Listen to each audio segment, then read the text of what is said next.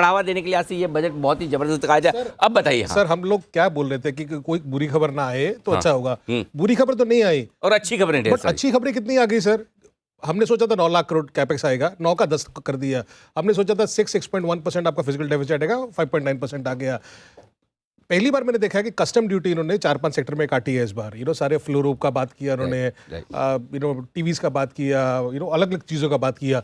But sir ये 2019 में जिस समय हम सोच रहे थे कि कॉर्पोरेट टैक्स काटेंगे, वो काटा। पहली बार हुआ कितने सालों में पर्सनल इनकम टैक्स काटा। जो हम बात कर रहे थे कि अगर इनके पास 3 लाख करोड़ की इनकम आई है तो 3 लाख करोड़ में सर इन्होंने 35,000 करोड़ खर्चा करके आप सोचिए क्या बूस्ट कर दिया। बिल्कुल।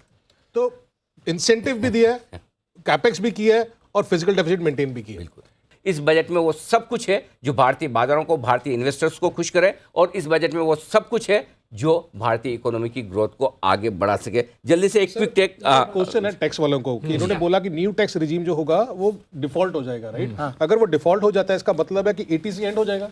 नहीं, ओल्ड regime continue होगा। Old tax regime will be default, and new tax regime Will be old, default. old will be default, and new tax regime has been promoted substantially in this budget. जल्दी से एक quick take railway stocks पर और railway sector पर बताएं। हम सारी अच्छी अच्छी बातें कर रहे हैं, मैं कुछ चीजें हैं जो शायद जी, अच्छी नहीं बताइए है। जल्दी से। तो रेलवेज का जो सोच रहे थे कि बजट इंक्रीज होगा, और क्योंकि मैं जब एफएम बोल रही थी उन्होंने बोला कि 7-8 टाइम गुना बढ़ा, पर वो 2013-14 से कंपेयर कर रही थी। राइट। लास्ट ईयर 2.45 था, इस बार 2.48 या 2.4 के आसपास ही रहा है सर।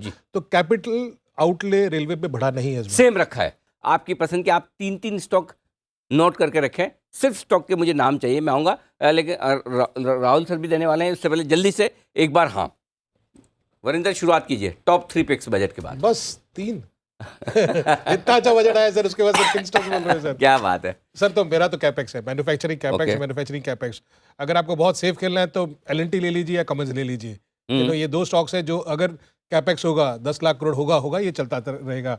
अगर आपको अक्रॉस सेक्टर्स खेलना है सर, कि हाँ भी एक स्टॉक की कंपनी जो अलग अलग सेक्टर से फोकस कर रहा है, आयन एक्सचेंज, जो हमने अपने क्लाइंट्स को बोला हुआ है disclosure, ion exchange is second, जो वाटर प्यूरिफायर में हर चीज में है कि जहाँ पे वो लगेगा कि प्लांट लगेगा तो उसका प्रोडक्ट लगेगा। देन सर टाटा मोटर्स, अगर Okay. ग्लोबल ठीक हो रहा है, लोकल ठीक हो रहा है, सब कुछ सही हो रहा है, पर्सनल इनकम बढ़ेगा, तो ये तीसरा कंपनी होगा जिसपे मैं अगले साल 1 साल के लिए बैट करना ये चाहूँगा। एक इंटरेस्टिंग चीज आती है जी। वरिंदर ने कुछ ढूंढा है, बताएं सर। सर डिफेंस का जो एक्सपेक्टेशन थी कि 6 लाख करोड़ का आउटले आएगा, उसके सामने 5,93,000 को 5 करोड़ 93,000 को दी है, तो 5-6 हज़ार करोड़ उसमें भी कम आया। जैसे हमने डिफेंस में बोला, रेलवेज में बोला, उस तरीके से डिफेंस में भी जो आउटले मार्केट ने सोच रहे थे उससे कम ही आया, विच इज़ डिसअपॉइंटिंग। अगर कैपिटल बजट की सिर्फ बात करते हैं सर, वो 1,62,000 करोड़ आया, which is a growth of only 6-7%, जो पिछले साल 15 से 20% था।